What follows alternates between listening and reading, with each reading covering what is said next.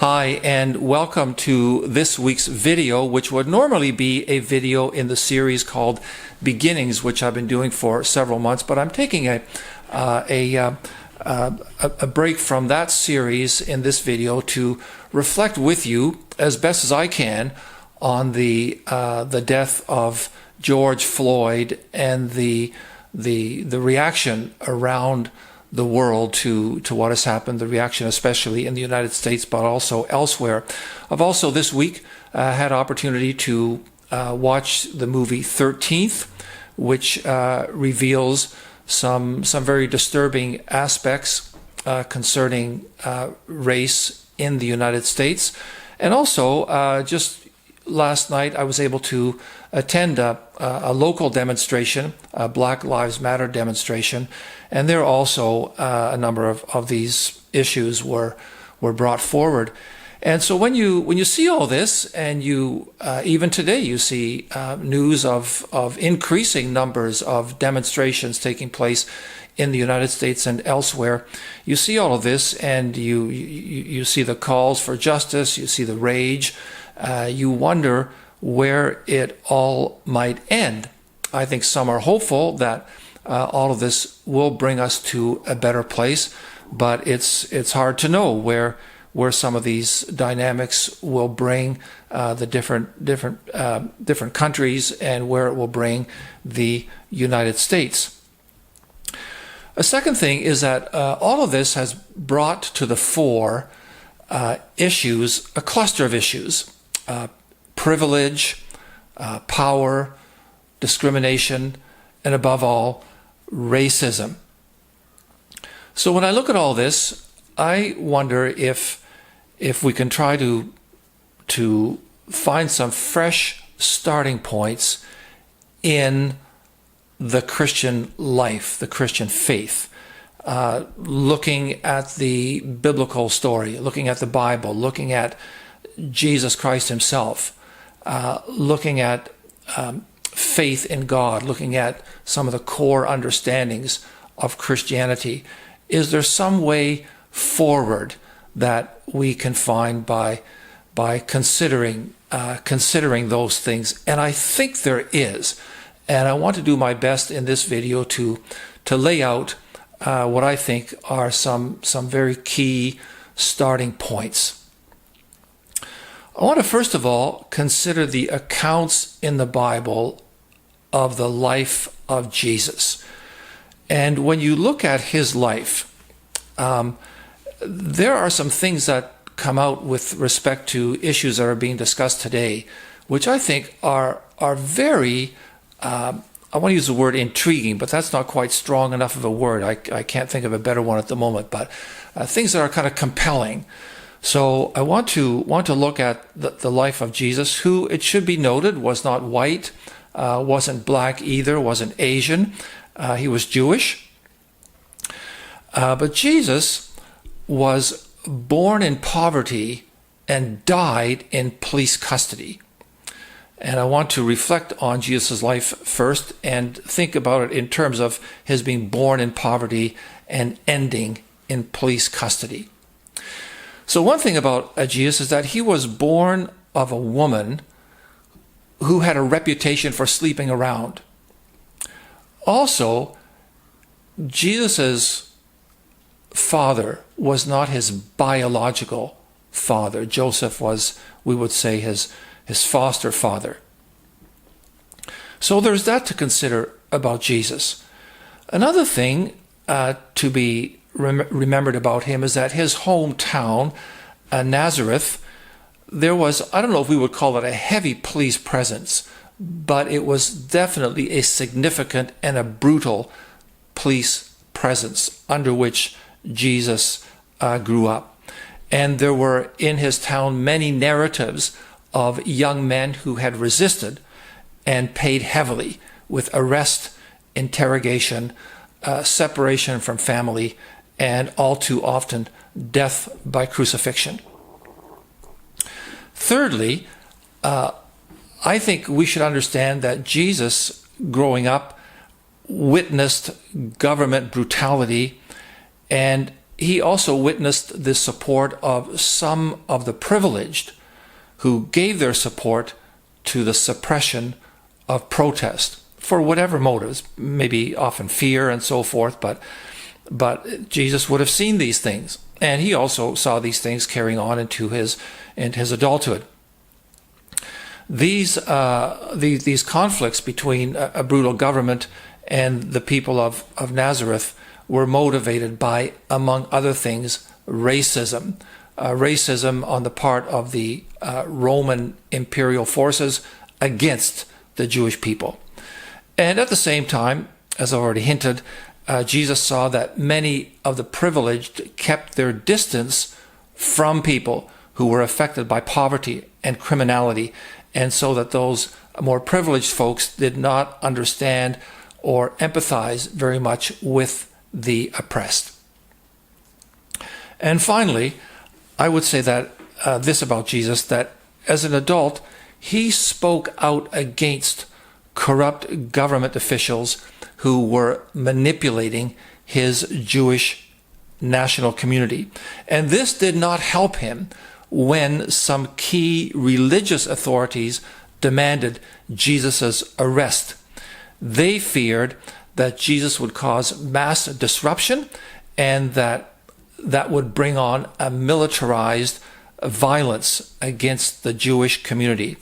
Within 20 hours of Jesus' arrest, he died of the wounds inflicted by those who were simply, as we would say, carrying out orders. So Jesus, born in poverty, died in police custody. That is one thing I think that we would do very well to consider. Jesus, the Son of God. And that's one way of looking at his life. A second thing I think that we can draw from the Christian tradition is that the demand for justice rings out all through the biblical story. So here's a prayer from the Bible, Psalm 140. Rescue me, O Lord, from evil men. Protect me from men of violence who devise evil plans in their hearts and stir up war every day. They make their tongues as sharp as serpents. The poison of vipers is on their lips. I know that the Lord secures justice for the poor and upholds the cause of the needy.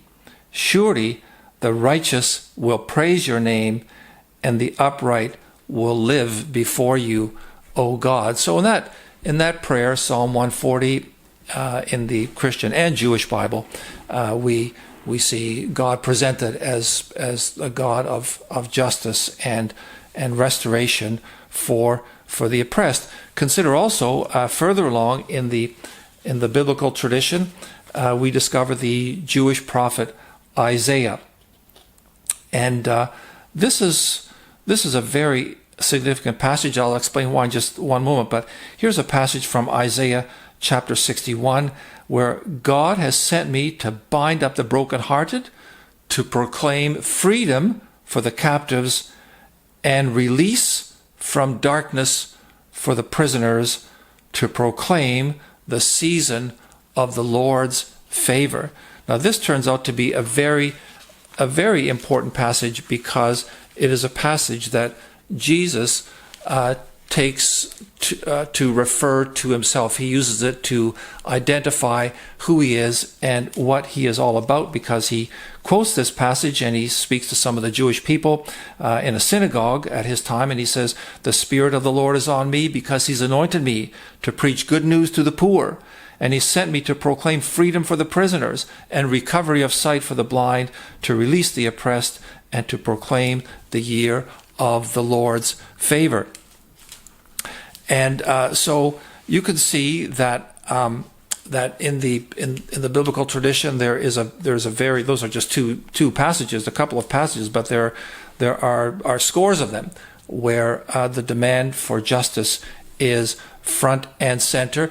And so it is no wonder that that when Jesus was publicly active, among other things, he railed against the local Roman governor Herod, who was a cruel and manipulative person, and Jesus also railed against the religious authorities who cooperated with Herod for whatever reasons they had. So the demand for justice rings out all through the biblical story. Thirdly, there is, throughout the Bible, the demand for compassion.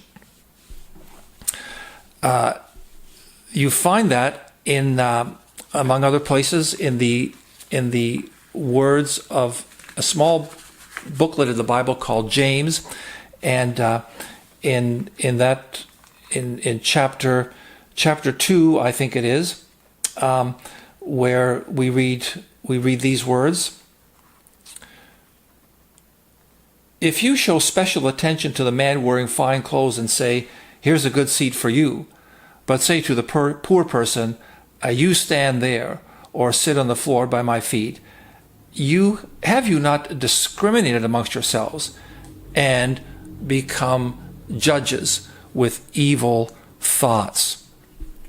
So the demand for compassion is there in the booklet of James in the Bible, and it's in many other parts of the New Testament, including the story of Jesus himself. One very notable story that Jesus tells is the story that's famously known as the story of the Good Samaritan. And in this story, there's a man who's beaten up. He's left by the side of the road for dead. And along come a couple of religious authorities. They are too busy doing their righteous things, and partly for various reasons having to do with Jewish cleanliness laws and the fact that perhaps they thought that the man was dead. But anyway, they pass by this victim. But along comes someone who Jewish people tended to look down on, somebody from Samaria, and this Good Samaritan helps out the man lying on the side of the road. He lifts him up, places him on his donkey, takes him to an inn, makes sure that he's bandaged and taken care of, and says to the innkeeper, "I'm going to pass this way again. If there's any more expenses that are going to be required to take care of this man, just save the bill for me, and I will pay it on my way back home." So the demand for compassion is totally there in Christianity and in the life and teachings of Jesus. Fourthly, there is the demand in the Bible to look inward, to accept responsibility, and to change. There's a very well-known word in the Christian tradition. The word is repentance, and repentance means changing from what's been a wrong approach to doing the right thing. So on the one hand, it's very necessary for God's people to speak out when they see injustice taking place in our own circles. Most of us lack the courage to do it. It's a very difficult thing, but nevertheless, the demand is there, and we must strive towards it. If we don't respond to people who are in pain because of the behavior of systems or of individuals, then we end up contributing to injustices. Many people have this insight, whether they are Christian believers or not. But when we see injustice, it needs to be addressed. And again, many of us lack the courage to do it, but the call is there, and we need to strive for that. However, there's this one very important warning that Jesus voices, and Jesus' warning is that we have to look also into our own attitudes and reactions to things. It's not enough to just be judging what's going on outside of your own being. We also need to look inside of our own hearts and look at our own actions. And this comes through very strongly in the story of Jesus coming across an execution. So here's how the story unfolds. Jesus and his disciples are traveling. They come across a situation where a young woman has been caught in an act of adultery. In other words, she has been caught sleeping with a married man, not her husband, or she's married and has been sleeping with somebody else. She's been caught in an act of adultery. And so, according to the Jewish religious laws of the time, this woman could be stoned to death. And when Jesus approaches the situation, this is about to happen. The stones are being gathered. The men, the religious leaders, are there to lead the way in this execution. But Jesus shuts down this execution. How does he do it? He says to the men who are ready to throw those stones and put an end to the life of this young woman, he says to them, "Whoever has not sinned, let him be the first to throw a stone." No stones were thrown. In other words, Jesus successfully got these would-be executioners to look at their own lives and to begin to exercise their judgment, so to speak, on themselves before they would exercise judgment on another person. And I think that this is such a key insight for all of us to draw from, because if we only castigate others, if we only are judgmental about other people or systems which are apart from us, if we only castigate the others and fail to consider our own contributions to problems, then we will become hypocrites. And this is because there is no way that you will be able to live up to your own standards. There is no way that I will be able to live up to the standards that I want other systems and other people to embody. If we don't look inwardly at our own problems, our own sins, our own failures, then we end up becoming hypocrites. We may end up buying into what some people call the politics of resentment, which can become less about loving the poor and more about hating the rich. So, by all means, especially God's people, need to work to release others from injustice and oppression. But we cannot do that unless we are first willing to look inside our own selves and see where our own attitudes, our own actions come up short. How do we interact with our family?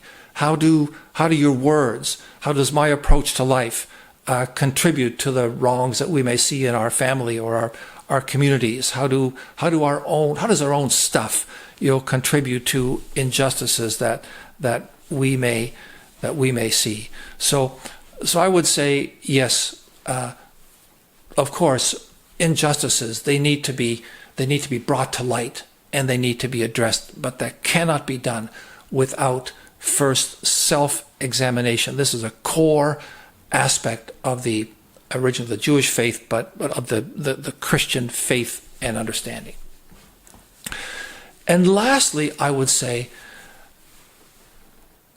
it bears reflecting, a lot on the command of Jesus to love your neighbor as yourself. Now, Jesus was drawing this command from the Jewish tradition. Jesus is Jewish, so that's not a surprise. But Jesus' command to love your neighbor as yourself. I want to draw on the example of Martin Luther King, a Christian pastor, someone who is still famous and probably still the most respected figure in the social justice movements in the United States and possibly around the world. But Martin Luther King, active in the 1960s when also race was a terrible and grinding issue for the United States.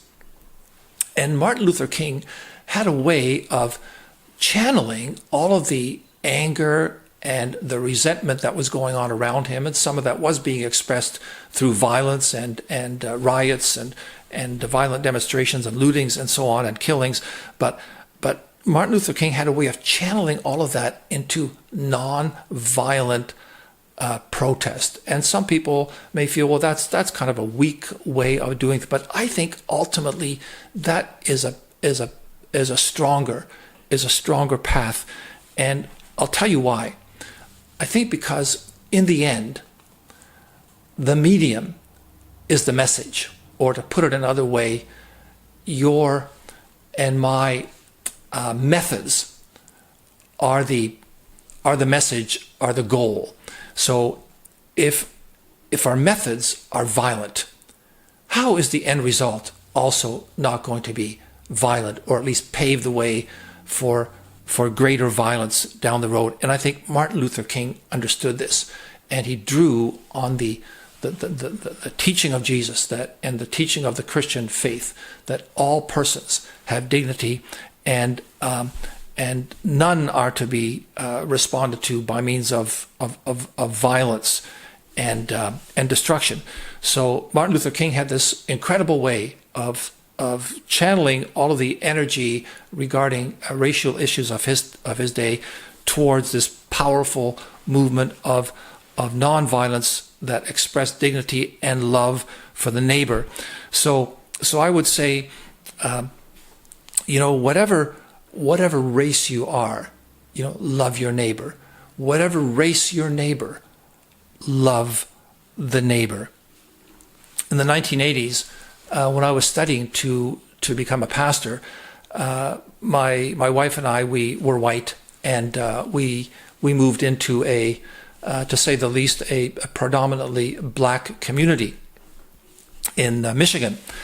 And I think, some people, some of our friends and so on, thought that this was a bit much, but I not that I'm the greatest example for anything really, and I'm not trying to pass myself off as an example that you necessarily need to follow. But what I wanted to say about that experience is that it drove home to me the importance of seeking to understand, to connect with the neighbors and with the neighborhood. I became part of a community association where we worked together for the betterment of the community, and to raise the level of awareness and caring for each other within the community. So seeking to understand, lowering levels of confrontation, avoiding publicly shaming anyone or throwing out strong public accusations, communicating across boundaries, all these ways of revealing God's love for all people, and the fact that in God's view, all of us are equally dignified and deserve to be treated with dignity. And finally, I would say pray. Pray for God to step in. Pray for God to reveal the path of healing to all people in our large cities around the planet, in our smaller communities. Pray for God to reveal the path of healing, of reconciliation. Pray for God to bring us to a greater place where there is more peace, more justice, and more fairness for every human being on the earth. We are all His children, and He has not forgotten.